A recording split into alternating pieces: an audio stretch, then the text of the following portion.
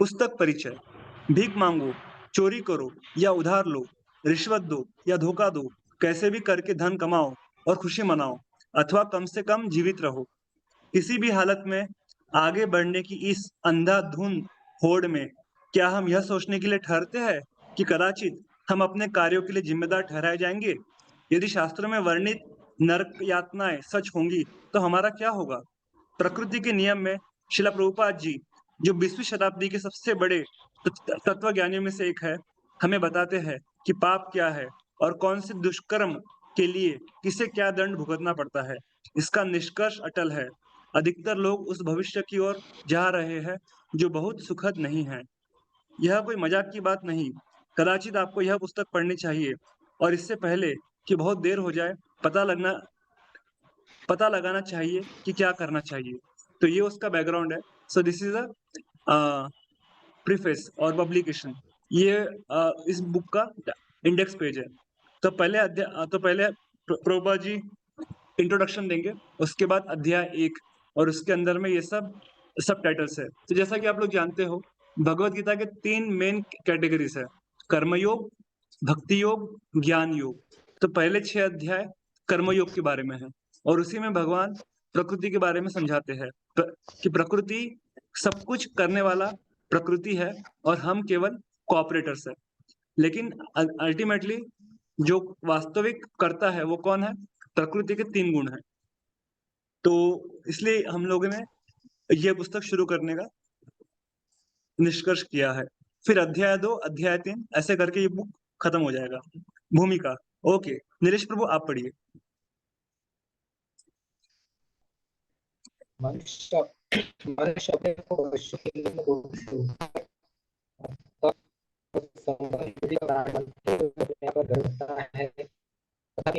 आपकी वॉइस थोड़ी सी ब्रेक हो रही है।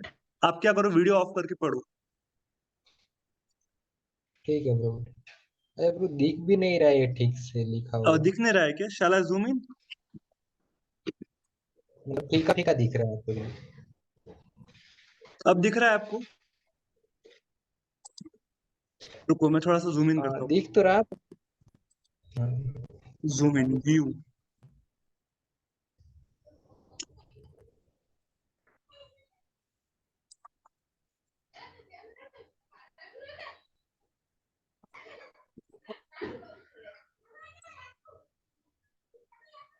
क्या आप देख पा रहे हो? प्रभु दिख तो रहा बट मतलब ये फीका ही दिख रहा है, अच्छा, क्लियर नहीं मतलब दिख रहा स्पष्ट नहीं देख पा रहा। है। Okay okay. हाँ Aditya Prabhu, can you read? जी प्रभु जी। Yes please. मनुष्य अपने को पशुओं की निम्न कोटि से ऊपर तर्क संपन्न बुद्धि का प्राणी मानते हुए अपने आप पर गर्व करता है। अ, तथापि ऐसा प्रतीत होता है कि जब वह अपने लाभ हेतु प्रकृति के रहस्यों को खोजने के लिए अपनी तर्कपूर्ण बुद्धि का प्रयोग करता है तो वह जटिल समस्याओं की दलदल में और गहरा फंसता जाता है। आंतरिक ज्वलन इंजन हम जहाँ जाना चाहते हैं वहाँ हमें तेजी से ले जाता है, किंतु यह वायु प्रदूषण, पौधाशाला पर दुष्प्रभाव तथा तेल पर निर्भरता के संकट का भी कारण बन जाता है। परमाणु के उपयोग से हमें सस्ती ऊर्जा तो मिलती है, किंतु यह हम जनसंहार के अस्त्र शस्त्रों के उत्पादन, शरणबल तथा संकटपूर्ण रेडियोधर्मी कूड़े करकट की ओर, उठती लहर की ओर भी ढकेलता है। आधुनिक कृषि उद्योग में अन्न की प्रचुरता और भौचक्का कर देने वाली विविधता को उत्पन्न करता है, किंतु यह पारिवारिक खेती की समाप्ति, भूमिगत जल के प्रदूषण, धरातल की बहुमूल्य मृदा के नाश तथा अन्य अनेक समस्याओं को जन्म देता है। यह स्पष्ट है कि हम प्रकृति के नियमों को अपने खुद के लाभ के निमित्त कार्यान्वित करने का प्रयासों में किसी चीज का अभाव अनुभव कर रहे हैं। वह चीज का अभाव अनुभव कर रहे हैं। वह चीज क्या है? हम प्राचीन भारतीय ज्ञान ग्रंथों ने उपनिषद नाम से प्रचलित ग्रंथों में सर्वोपरि ग्रंथ ईशोपनिषद के सर्वप्रथम मंत्र में पाते हैं कि इस सृष्टि में प्रत्येक पदार्थ पर भगवान का स्वामित्व है और उन्हीं द्वारा नियंत्रित है। अतः मनुष्य को अपने लिए केवल उन्हीं वस्तुओं को अपनाना चाहिए जो उसके लिए आवश्यक हो और उसके भाग के रूप में पृथक रखी गई हो, और यह भली भांति जानते हुए कि अन्य वस्तुएं किसी निमित्त हैं, उन्हें स्वीकार नहीं करना चाहिए। प्रकृति में हम इस सिद्धांत को प्रचलन में देखते हैं। भगवान द्वारा निर्मित प्रकृति की व्यवस्था पशु पक्षियों का पालन करती है। हाथी प्रतिदिन 50 किलो भोजन खाता है, चींटी अन्न के गोलश दाने ही खाती है। यदि मनुष्य इसमें हस्तक्षेप न करे तो प्राकृतिक संतुलन सभी जीव जंतुओं को बनाए रखता है। ओके, तो यहाँ पे हमने देखा कि प्रभुपा जी बता रहे हैं कि हर किसी के लिए अन्न और जैसे आहार, निद्रा, खान पान, सोने की पूरी व्यवस्था है, लेकिन व्यक्ति लालच करता है और उस लालच के वश होके वो पूरे इकोलॉजिकल बायो सिस्टम को डिस्टर्ब कर देता है। जैसे एक बहुत बड़े साइंटिस्ट ने भी कहा है कि अगर आप मनुष्य जाति को संसार से निकाल दोगे तो क्या होगा, जितना भी बायोलॉजिकल सिस्टम्स है, एनिमल्स, प्लांट्स, ट्रीज का, सब कुछ बराबर बैलेंस हो जाएगा। लेकिन मनुष्य क्या करता है, वो हर जगह जाके अपना स्वामित्व जमाने का प्रयास करता है और इस वजह से कई सारी समस्याओं का हमें सामना करना पड़ता है। ओके, नीलेश प्रभु अभी ट्राई कीजिए।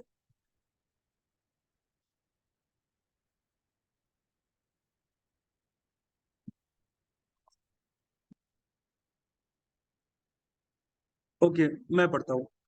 कोई भी कृषि विशेषज्ञ आपको बताएगा कि धरती इतना अन्न उपजा सकती है जो वर्तमान जनसंख्या के 10 गुना लोगों के भोजन के लिए पर्याप्त हो, किंतु राजनीतिक षड्यंत्र और लड़ाइयाँ, भूमि का पक्षपात पूर्ण आवंटन, अन्न के बजाय तंबाकू, चाय और कॉफी जैसी नकद फसलों का उत्पादन तथा दुरुपयोग के फलस्वरूप होने वाले क्षरण के कारण संयुक्त राज्य जैसे समृद्ध देशों में भी लाखों लोग भूखे रह जाते हैं। तो नकद फसल मीन्स कैश क्रॉप्स, आप लोगों ने भी पढ़ा होगा ज्योग्राफी में। जैसे दार्जिलिंग नॉर्थ इंडिया साइड में जहाँ पर हिली एरियाज है, वहां पर वो लोग क्या उगाते हैं, दे प्लांट कॉफी, टी, है ना, तंबाकू। तो वो सब एग्जांपल दे रहे प्रभुपाद जी। तो इसके चक्कर में क्या होता है, लोग जो आवश्यक चीजें हैं, अन्न, सब्जी, फल, उससे वंचित रह जाते हैं। और वो बोल रहे हैं कि अमेरिका जैसे बड़े बड़े देशों में भी लोग भूखे मर रहे हैं। क्यों? बिकॉज ऑफ ग्रीड, लालच के कारण, लोभ के कारण। हमें प्रकृति के नियमों को परमेश्वर के दृष्टिकोण से समझना चाहिए, जिन्होंने इन नियमों को रचा है। उनकी दृष्टि में पृथ्वी के सभी निवासी, चाहे वे जल, थल अथवा आकाश में रहने वाले जीव क्यों न हो, सब उनके पुत्र पुत्रियां है। इसके बावजूद हम मानव, जो उनके सर्वाधिक उन्नत प्राणी हैं, इन पुत्र पुत्रियों के साथ अत्यंत निर्दयतापूर्ण व्यवहार करते हैं, जिसमें पशु हत्या की प्रथा से लेकर वर्षा वनों मीन्स रेन फॉरेस्ट, डिफॉरेस्टेशन का विनाश सम्मिलित है। जैसे अभी आप वृंदावन में जाओगे तो वृंदावन में आपको बहुत मुश्किल से फॉरेस्ट देखने मिलेंगे। क्यों? क्योंकि सभी फॉरेस्ट को काट काट के वहां पर अभी होटल बन गए हैं, रिजॉर्ट बन गए हैं, है ना, और कई सारे, क्या बोलते हैं उसको, मीन्स सो मेनी शॉप्स, खाने पीने की दुकानें बन गई है। तो उसके वजह से जो वृंदावन था, अभी वृंदावन का वन समाप्त हो गया है। तो वो बता रहे हैं। और इतना ही नहीं, तो आप देखोगे हर बड़े बड़े शहरों में कसाई खाने तो आपको हर जगह मिलेंगे, है ना, स्लॉटर हाउसेस, जहाँ पर बकरी, चिकन और हर प्रकार के प्राणियों की हत्या की जाती है, गायों की हत्या की जाती है। तो इससे क्या होता है, हम हमारे कर्म के चक्र में फंसते चले जाते हैं। तो इसमें क्या आश्चर्य हो सकता है, यदि हमें युद्ध, महामारी, दुर्भिक्ष जैसी अनवरत रूप से घटने वाली प्राकृतिक आपदाओं को भोगना पड़ रहा हो। तो जैसे अभी आप लोगों को पता ही है कि यूक्रेन और रशिया में वॉर चल रहा है, राइट? एक साल से भी ज्यादा समय हो गया है। ऑलमोस्ट 2 ईयर्स से वॉर चल रहा है उनके बीच में। और इसके अलावा महामारी जैसे कोरोना वायरस आया था, या फिर श्रीलंका में बहुत फाइनेंशियल क्राइसिस आ गए थे। तो ऐसे अलग अलग प्रकार की घटने वाली प्राकृतिक आपदाओं को भोगना पड़ रहा हो, इसमें क्या आश्चर्य है? जैसे आप लोगों ने सुना होगा, कुछ साल पहले बद्रीनाथ में उस तरफ में बहुत बड़ी बाढ़ आई थी और उसमें लाखों लोग मारे गए थे। तो ऐसे भूकंप, सुनामी और बाढ़, अकाल, ये सब किस लिए होते हैं? हमारे पाप कर्मों के कारण। ये सब प्रकृति का हमारे ऊपर पनिशमेंट, उनका दंड है। हमारी समस्या की जड़ है अन्य किसी के अधिकारों को ध्यान में रखे बिना इंद्र तृप्ति की इच्छा। Very important.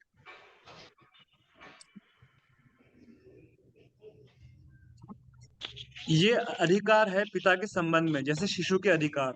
हर बच्चे को पिता की संपदा में हिस्सा पाने का अधिकार होता है। इस प्रकार संसार में सभी प्राणियों में भातृत्व भावना, भाईचारा को उत्पन्न करना इस बात पर निर्भर करता है कि भगवान को जगत के पिता समझे जाए। तो जो भी इंपॉर्टेंट पॉइंट्स है मैं हाईलाइट करके आपको बुक खत्म होने के बाद ये पीडीएफ शेयर कर दूंगा। So will share this and आप लोग उसको बाद में रेफर कर सकते हो। ओके, नेक्स्ट नेक्स्ट कौन पढ़ेंगे? नीलेश प्रभु, आप अभी ट्राई करना चाहेंगे? प्रभु जी एक क्वेश्चन था। हाँ पूछिए आदित्य प्रभु। हाँ प्रभु जी जैसा आपने बोला वृंदावन में पेड़ पौधे कट रहे हैं, तो मैंने सुना है कि जो वृंदावन में जो जन्म लेता है हर प्राणी मतलब बहुत कृपा पात्र होता है, मतलब बहुत सुकृति होता है तो वृंदावन में जन्म मिलता है। तो क्या वो जो पेड़ पौधे हैं वो भी उसी कैटेगरी में आएंगे? तो ये तो अपराध हुआ ना उनको मारना, वो पेड़ पौधे लताएं वहां के। Yes, agreed. बट हर एक का अपना कर्म भी होता है। पेड़ पौधे कट रहे हैं क्योंकि पिछले जन्म में उन्होंने किसी पेड़ पौधों को काटा होगा। फॉर एग्जाम्पल काउस, काउस को मारना बहुत बड़ा अपराध है। और ऐसा भी लिखा गया है कि गाय के शरीर में जितने बाल होते हैं उतने बार उस व्यक्ति को जन्म लेना होगा और मरना होगा। So many times, 33 crore times he has to take birth. But then ऐसा क्यों होता है? क्योंकि गाय का भी अपना कर्म है, मेरा भी कर्म है, आपका भी कर्म है। भले से गाय कृष्ण को प्रिय है, लेकिन हो सकता है पिछले जन्म में वृंदावन के पेड़ पौधों ने या वृंदावन की गायों ने किसी और का हत्या किया हो या अपराध किया हो, उसका भी रिएक्शन मिलता है। रिएक्शन सभी को मिलेगा। तो इसलिए हम ये पुस्तक पढ़ रहे हैं, ये प्रकृति के नियम है। आप चाहे किसी भी श्रेणी में क्यों ना हो, अगर हम अपराध करते हैं, पाप करते हैं, तो हमें उसका रिएक्शन, उसका फल आज नहीं तो कल भुगतना पड़ेगा। तो वी हैव फुल सहानुभूति, हम सभी के प्रति संवेदना रखते हैं कि अरे इतना धामों में हर प्रकार से पोल्यूशन बढ़ रहा है। यमुना मैया को आप देखो कितनी काली हो गई है। वी हैव, बट सिंपैथी के साथ साथ वी हैव टू बी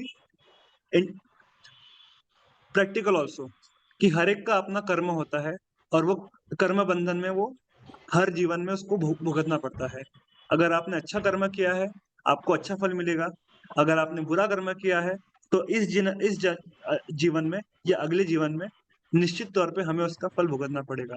तो चाहे वो वृक्ष हो, चाहे वो गाय हो, चाहे वो मनुष्य हो, चाहे देवता क्यों ना हो, देवता तक, इंद्र तक आप देखिए, इंद्र को कितने बार मनुष्य जन्म में आना पड़ता है अपने कर्मों का हिसाब बैलेंस करने के लिए। So this is very clear, this is all, everybody from Brahma to Indra to human being, हर एक कोई प्रकृति के अधीन है। तो ये हमको समझना बहुत आवश्यक है। ओके, हम आगे बढ़ेंगे। Yes Nilesh pro, please read. अब प्रभु ये वैदिक के बाद क्या लिखा उसे नहीं देख पा रहा हूँ मैं। जैसा वैदिक हमने देखा, वांग्मय, वांग्मय। जैसा हमने, हाँ ठीक है प्रभु मैं रीड करता हूँ। हाँ ट्राई कीजिए। जैसा हमने देखा, जैसे जैसा हमने देखा कि वैदिक वांग्य इस बात की घोषणा करता है कि परम भगवान ही अखिल सृष्टि के स्वामी एवं नियंत्रक है। उनकी अनुमति के बिना एक पत्ता तक नहीं हिलता। वे सर्वे सर्वा है। तब हमारी स्थिति क्या है, इसका भी उत्तर हमें वैदिक वांग्यों में मिलता है। हमारी स्वाभाविक वैधानिक भूमिका भगवान की सेवा करना है। वे परम भोक्ता है और हमारा कार्य है उनकी सेवा के माध्यम से उनके आनंद में भागीदार बनना, न कि उनसे अलग रहकर भोग करने का प्रयास करना। वे सर्वशक्तिमान है, अतः पूर्णतः स्वतंत्र है। हमारी सूक्ष्म स्वतंत्रता उनकी पूर्ण स्वतंत्रता की नगण्य छाया मात्र है। इसी क्षुद्र स्वतंत्रता का दुरुपयोग और उनसे अलग रहकर भोक्ता बनने का हमारा प्रयास ही हमारे वर्तमान संकट का कारण है। हम वेट, अपनी तो स्वतंत्रता ये का देखिए, ये बहुत महत्वपूर्ण है, ये मैंने हाईलाइट किया हूँ कि हम लोग का सफरिंग, लोग पूछते हैं मेरे जीवन में बुरा क्यों होता है, why do bad things happens to good people, this is a very famous question.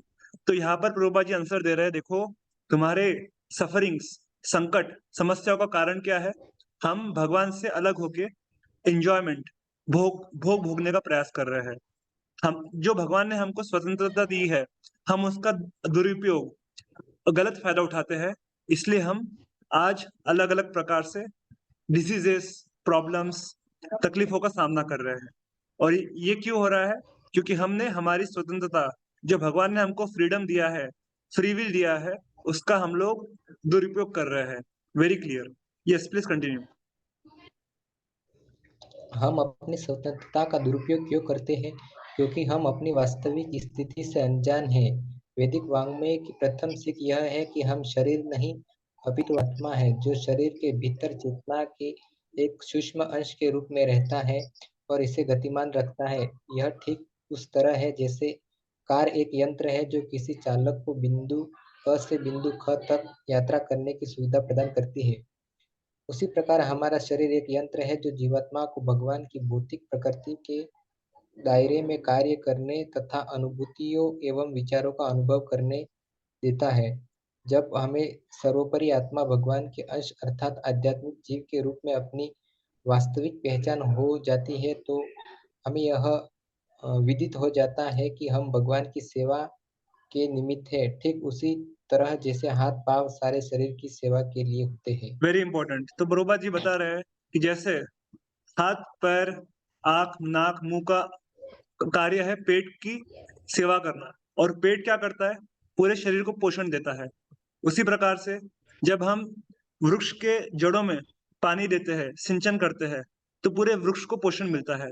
वैसे ही जब हम भगवान की सेवा करेंगे, परमात्मा की सेवा करेंगे, तो जितने भी जीवात्मा है, चाहे वो वृक्ष हो, चाहे वो गाय हो, चाहे मनुष्य हो, सबका पोषण होगा। तो ये सबसे महत्वपूर्ण हमें समझना है कि जीवेर स्वरूप होए कृष्णेर नित्यदास।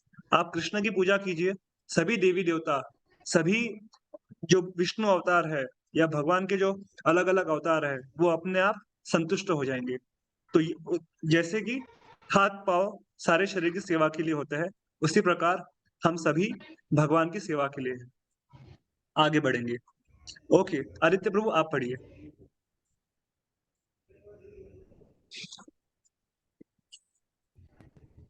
हाँ। किंतु हमारी समस्या यह है कि हम शरीर के पृथक पृथक अपनी पहचान को भूल जाते हैं और उल्टे अपने को उसके साथ गलत रूप में एकाकर समझ लेते हैं। यदि कोई मनुष्य अमेरिका में जन्म लेता है तो वह अपने आप को अमेरिकन मानता है, यदि कोई वह फ्रांस में जन्म लेता है तो वह अपने आप को फ्रांसीसी मानता है, इत्यादि। हम अपनी पहचान लिंग, नस्ल, जाति, सामाजिक पद आदि के अनुसार भी मानते हैं, किंतु ये सब गुण केवल शरीर पर क्यों लागू होते हैं, इत्यादि, आत्मा को नहीं। अतः इनसे अपनी ये सही पहचान के रूप में चिपके रहना हमारे लिए भगवान को तथा अपने संबंध को भूल जाने का कारण बन जाता है, जिससे हम स्वयं को भगवान की भौतिक प्रकृति का स्वतंत्र भोक्ता मानने लग यस, जाते हैं। प्रभुपा जी हमेशा कहते थे कि you are not this body, you are soul. आप शरीर नहीं, आप आत्मा हो। और जो हमारा टेम्पररी मटेरियल डेजिग्नेशन है, I am Indian, I am American, I am Hindu, I am engineer, I am doctor, I am student, ये सब टेम्पररी है। Our real designation is I am servant of servant of servant of Krishna and his devotees. जीवेर स्वरूप है कृष्ण नित्यदास, दास दास दास दासानुदास। जो गोपियों के भरता है, भगवान श्री राधा गोपीनाथ, श्री श्री राधा कृष्णा, मैं उनके दासों के दासों के दासों के दासों का दास बनने का प्रयास कर रहा हूँ। ये हमारा वास्तविक स्वरूप है, वास्तविक पहचान है। लेकिन हमें लगता है कि मैं अमेरिकन हूँ, मैं फ्रांसिस हूँ। नहीं, ये सब ये भौतिक शरीर की डेजिग्नेशंस, उपाधियां है। लेकिन जीवेर स्वरूप है। आत्मा की उपाधि क्या है? मैं कृष्ण का नित्य दास हूँ। और उसे वापस अपनी जो उपाधि है उसको समझने के लिए जो प्रोसेस है उसको कहते हैं आत्म साक्षात्कार, the science of self realisation, to realise I am not this body, I am soul and my mission is to go back home, back to godhead. भगवान के धाम जाना ही मेरे जीवन का परम लक्ष्य है। तो उसको समझने की जो प्रोसेस है वही हम लोग भगवत गीता में सीखते हैं। Okay, will go ahead. Yes, please read. वैदिक वांग्य प्रतिपादित करता है कि मानव की गतिविधि जब भगवान की सेवा के रहित होती है तब वह एक सूक्ष्म सिद्धांत पर नियंत्रित रहती है जिसे कर्म का सिद्धांत कहा जाता है। यह कर्म एवं फल का सुपरिचित सिद्धांत है क्योंकि यह इस बात से संबंधित है कि हम संसार में क्या करते हैं और परिणाम स्वरूप सुख अथवा दुख का अनुभव करते हैं। और यदि मैं किसी अन्य प्राणी को कष्ट दूं तो जीवन चक्र को कष्ट दूं तो जीवन चक्र के घूमने पर निश्चित रूप से हम मुझे भी वैसा ही कष्ट भोगने पर बाध्य होना पड़ेगा। यदि मैं किसी को सुख पहुंचाऊं तो वैसा ही सुख मेरी प्रतीक्षा करेगा। प्रतिक्षण प्रत्येक श्वास के साथ साथ इस भौतिक संसार में हमारी गतिविधियां सुख दुख का कारण बनती हैं। इन अंतहीन कर्मों तथा उनके फलों के क्रम को संभव बनाने हेतु एक जीवन से अधिक जीवनों की आवश्यकता रहती है। इसके लिए पुनर्जन्म लेना पड़ेगा। तो ये बहुत महत्वपूर्ण है कि देखो, ये जो प्रकृति के नियम है ये किस पे लागू होते हैं? जो भगवान की सेवा से रहित कार्य करता है। ये नियम भक्तों पे लागू नहीं होते हैं। प्लीज नोट, इसको आप अपने अपने डायरी में लिख लीजिए कि प्रकृति के नियम, जो 3 गुण है, सत्वगुण, रजोगुण, तमोगुण, laws of karma, laws of action, ये भक्तों पे लागू नहीं होते हैं। अगर वो अच्छी प्रकार से भक्ति कर रहा है तो ये उन लोगों पे लागू होते हैं जो भगवान की भक्ति छोड़ के माया की सेवा में लगे हैं या भोग भोगने के लिए दिन रात प्रयास करते हैं। तो ये बात यहाँ पे बताई जा रही है। और फिर अब जैसे आपको मैं बताता हूँ, there are 3 types of karma, आप लोगों ने पढ़ा होगा। कर्मा, अकर्मा और विकर्मा। तो कर्मा अर्थात activities which should be performed, जो करना चाहिए। अकर्मा मीन्स जिसका आपको कोई रिएक्शन नहीं मिलेगा, अच्छा भी नहीं मिलेगा, बुरा भी नहीं मिलेगा। और विकर्मा मीन्स प्रोहिबिटेड एक्टिविटीज, जो कभी नहीं करना चाहिए। आप वो करोगे तो आपको उससे पाप लगेगा, कर्म करोगे तो पुण्य लगेगा। लेकिन पाप पुण्य से ऊपर क्या है? अकर्मा, which is Anand, which is भक्ति। तो भक्ति करने से आपको कर्म भी नहीं लगता है और विकर्म, पाप भी नहीं लगता है। ये समझना बहुत आवश्यक है, वेरी इंपॉर्टेंट। प्रोपा जी एग्जाम्पल देते हैं पुलिस वाले का। पुलिसमैन किलिंग समवन और एक अपराधी है, गैंगस्टर है, किलिंग समवन, इसमें बहुत अंतर है। Policeman he is killing on behalf of government, तो इसलिए उसको उसका कर्म नहीं लगता है। आपने देखा है कभी उसने एनकाउंटर कर दिया और उसको फांसी हो गई? नहीं। अगर उसने बोनाफाइड सही सही से नियम फॉलो किया है, उसको कर्म नहीं लगता। और गैंगस्टर किलिंग पुलिसमैन, उसको फांसी हो जाती है।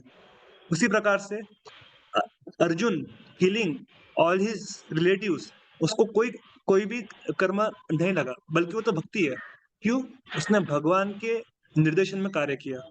और कर्ण किलिंग द पांडवास, जो पांडव सेना में उसने मारे, उसको कर्म लगा उसका। क्यों? उसने भगवान से विमुख होकर कार्य किया। तो this is very important, we have to understand. If you are devotees, we are saved. हम लोग इन सब झमेले से बच सकते हैं, लेकिन अभी हम डिवोटीज नहीं है। इसलिए हमें ये पढ़ना जरूरी है कि अगर मैं भक्ति नहीं करूंगा तो मुझे अपने कर्मों का फल भोगने के लिए बारंबार आना पड़ेगा। और उसी को कहते हैं पुनर्जन्म। Again and again you have to come to clear your account. आपका अकाउंट जीरो करने के लिए आपको हर बार फिर से आना पड़ेगा। सो दिस इज वेरी इंपॉर्टेंट। इसको मैं फिर से हाईलाइट करता हूँ। इन अंतहीन कर्मों तथा उनके फलों के क्रम को संभव बनाने हेतु एक जीवन से अधिक जीवनों की आवश्यकता रहती है। इसे कहते हैं पुनर्जन्म। तो ये बहुत महत्वपूर्ण है। Okay, will go head. तो पुनर्जन्म। पुनर्जन्म का, हाँ, यस प्रभु। मैं पढ़ूँ guru ji? Okay, 1 minute, 2 people are waiting. तो ठीक है, मैं पढ़ता हूँ। पुनर्जन्म का सिद्धांत जबकि भारत में तथा अन्य पूर्वी देशों में सार्वभौमिक रूप से माना जाता है, पाश्चात्य देशों में भी इस विचार के मानने वाले कुछ मिलते हैं। जैसे आप लोगों ने इयान स्टीवेंसन का नाम सुना होगा, मैं चैट में लिख रहा हूँ, आप बाद में सर्च कर लेना। डॉक्टर इयान स्टीवेंसन, ये हमको राजेश प्रभु ने बताया था। Reincarnation case studies, there are lot of case studies. He is American, लेकिन इन्होंने बहुत सारे केस स्टडीज पेपर्स पब्लिश किए हैं, उसमें पीएचडी किया है ऑन रीइंकार्नेशन, कि किस प्रकार से पुनर्जन्म होता है। तो पुनर्जन्म का सिद्धांत जबकि भारत में तथा अन्य पूर्वी देशों में सार्वभौमिक रूप से माना जाता है, पाश्चात्य देशों में भी इस विचार को मानने वाले कुछ मिलते हैं।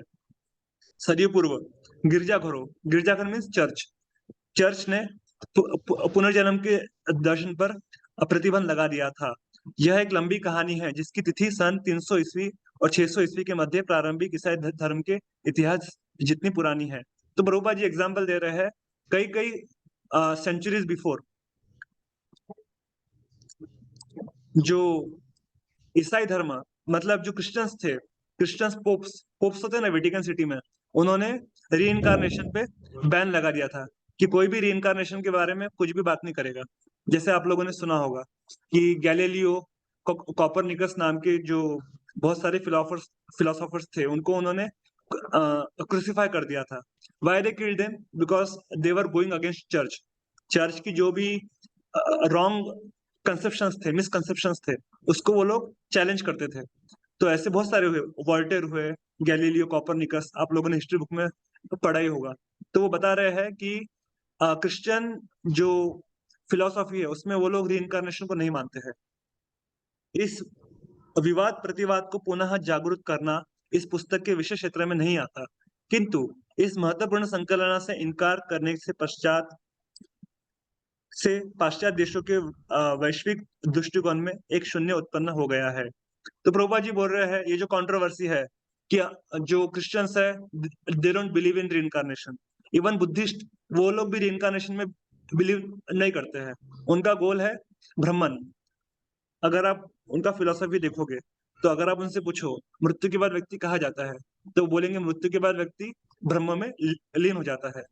लेकिन इससे क्या होता है, शून्यवाद उत्पन्न हो गया है। शून्यवाद मतलब नलिज्म, नॉइडिज्म। जैसे हम लोग प्रभुपाद जी के मंत्र में बोलते हैं निर्विशेष शून्यवादी पाश्चात्य देश तारिणे।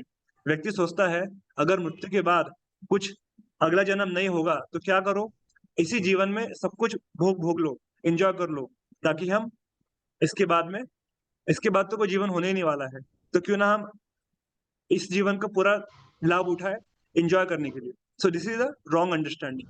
इससे एक शून्य उत्पन्न हो गया है। Everyone is thinking about zero. तथापि पिछले दशक में या इसके आसपास पश्चिम के बहुत से विचारक पुनर्जन्म की धारणा को गंभीरता से लेने लगे हैं।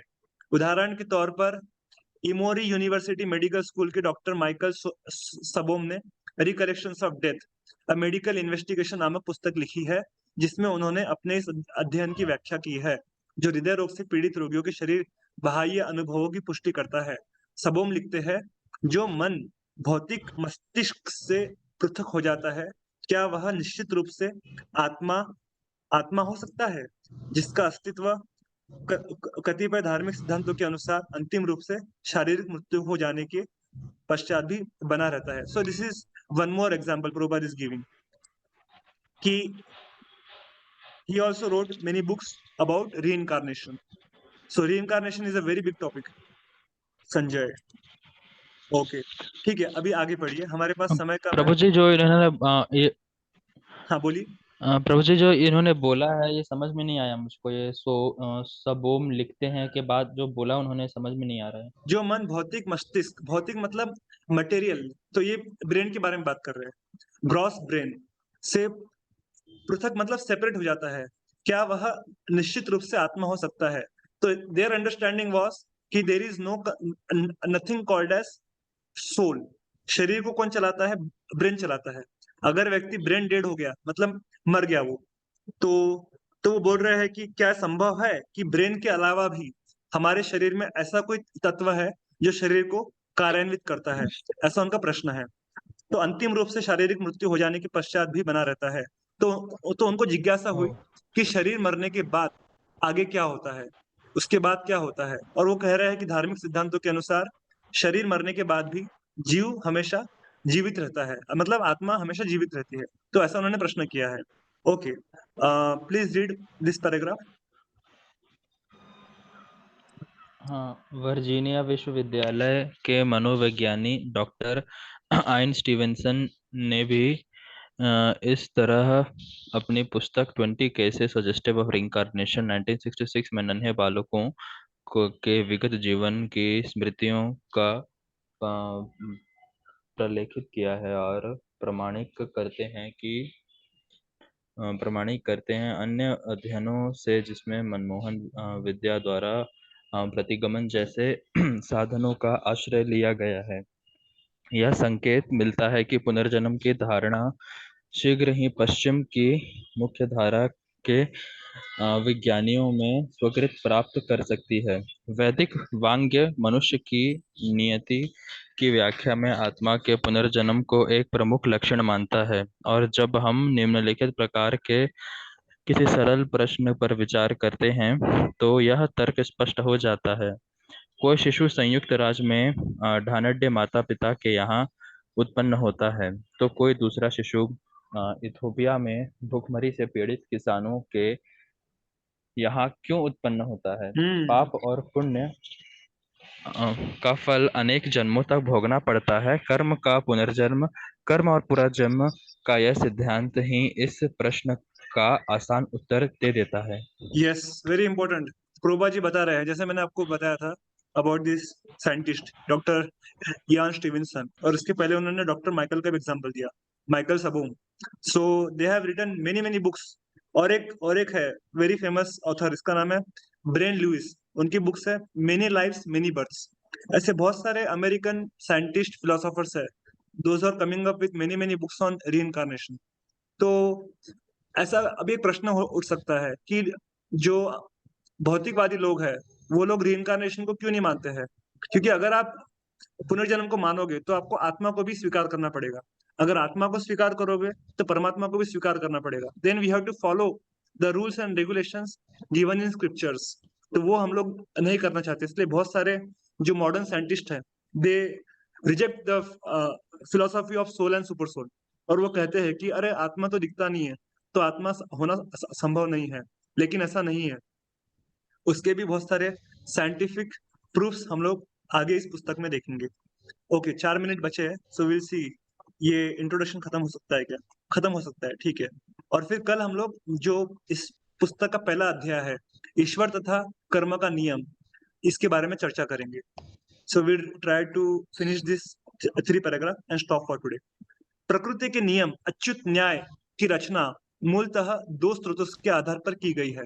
पहला स्रोत है कृष्ण कृपा मूर्ति श्री श्रीमद एसी भक्तिवेदांत स्वामी श्रील प्रभुपाद जी द्वारा ईशोपनिषद पर दिया गया वार्ता क्रम 1970 की वसंत ऋतु में लॉस एंजलिस में दिए गए इन भाषणों से इस प्रश्न पर सुचारू ढंग से प्रकाश पड़ता है कि ब्रह्मांड वास्तव में कैसे कार्य करता है। दूसरे स्रोत में है श्रील प्रभुपाद का श्रीमद् भागवत का तात्पर्य युक्त अनुवाद। इस महान ग्रंथ के तीसरे स्कंद से हमें यहाँ प्रतिकूल सकाम कर्मों का भगवान कपिल द्वारा वर्णन शीर्षक जो 30वें अध्याय को पुनः उद्धृत करता है। इस उपखंड में हम उस पापी जीवात्मा के भाग्य के बारे में जानकारी प्राप्त करते हैं जो ईश्वर की प्रकृति के नियमों का उल्लंघन करता है और कर्म के सिद्धांतों के अनुसार दंड पाता है। तो जैसे मैंने बताया शुरू में, ये भक्तों के लिए लागू नहीं होता है। अगर हम जीवन पर्यंत भक्ति करेंगे तो, अगर हम भक्ति नहीं करेंगे तो जिस प्रकार से एक कर्मी व्यक्ति को मृत्यु के बाद दंड भोगना पड़ता है, हमें भी उसका सामना करना पड़ सकता है। ईशोपनिषद पर दी गई वार्ताओं में से एक में श्रील प्रभुपाद कहते हैं, यदि आप अच्छा कर्म करते हैं तो आप अगले जन्म में तथाकथित सुख पाएंगे, किंतु आप जन्म मृत्यु के चक्र में बंधे रहेंगे। और यदि आप बुरा कर्म करते हैं तो आप पाप कर्म के फल को भोगेंगे और जन्म मृत्यु के चक्र में फिर से बंधे रहेंगे। किंतु यदि आप कृष्ण के निमित्त कर्म करते हैं तो ऐसा अच्छा अथवा बुरा कोई फल नहीं मिलेगा और मृत्यु के समय आप वापस कृष्ण के पास चले जाएंगे। कर्म के बंधनों को तोड़ने का यही एकमात्र उपाय है। तो जैसे मैंने बताया, कर्म अकर्म विकर्म। आप कर्म करो, आपको उसका अच्छा फल मिलेगा। आप विकर्म करो, आपको उसका बुरा फल मिलेगा। और अकर्म करोगे तो क्या होगा? आप कर्म बंधन से मुक्त होकर कृष्ण के पास वापस लौट सकते हो। Last paragraph. और पूर्व चर्चित दुखों का नाश करने का समस्त समाज में के लिए केवल यही रास्ता है। जब तक हम इस संसार में हैं, दुख से पूर्ण रूपेण छुटकारा पाना संभव नहीं है, क्योंकि जैसा कि वैदिक शिक्षाओं से माना गया है, यह भौतिक जगत स्वाभाविक रूप से दुखों का घर है। अंततः हम प्राकृतिक शक्तियों के विशाल व्यू के बीच बेबस है। अतः एकमात्र संतावना यही रह जाती है कि हम प्रकृति के स्वामी परमेश्वर की इच्छा को जाने और इनका अनुकरण करें। केवल इसी मार्ग से हम प्रकृति के नियमों से परे हो सकेंगे, जन्म मृत्यु के चक्र से छूट सकेंगे एवं भगवत प्रेम तथा भगवत धाम में निवास पाने के जीवन की परम सिद्धि को प्राप्त कर सकेंगे। प्रभुपाद जी बता रहे हैं कि इसका सॉल्यूशन क्या है। प्रकृति के नियम पुस्तक में हम जब पढ़ेंगे तो अलग अलग प्रकार के जो अच्छे और बुरे कर्म के परिणाम व्यक्ति को भुगतने पड़ते हैं, उसके बारे में बताएंगे, और उससे छूटने का उपाय वो इस तात्पर्य में दे रहे हैं कि हमें क्या करना है। हमें भक्ति मार्ग गंभीरता से करना चाहिए, तो क्या होगा, हम अच्छे बुरे कर्मों से छूट के जन्म मृत्यु के चक्र से छूट सकेंगे एवं भगवत प्रेम और भगवत धाम में निवास पाने के योग्य हो जाएंगे। तो ये बहुत आवश्यक है। तो आज हमने इस पुस्तक का जो इंट्रोडक्शन है वो पूरा कर लिया है, और इसका जो प्रथम अध्याय है ईश्वर तथा कर्म का नियम, इसके बारे में हम लोग कल से इसकी चर्चा करेंगे। हरे कृष्णा कृष्णा कृष्णा हरे हरे, हरे राम राम राम हरे हरे। जगत गुरु शिल प्रभुपाद की जय। संवेद गौर भक्त वृंद की जय जय। श्री हरिनाम संकीर्तन की जय। हरे कृष्ण महामंत्र की जय। निताई गौर प्रेमानंदे। हरि हरि बोल। Thank you all very much for joining. I request everyone to please join again tomorrow evening 4 p.m. at same time. Hare Krishna. So Hare we'll Krishna stop Vinod here. प्रणाम। Dandavat pranam to everyone.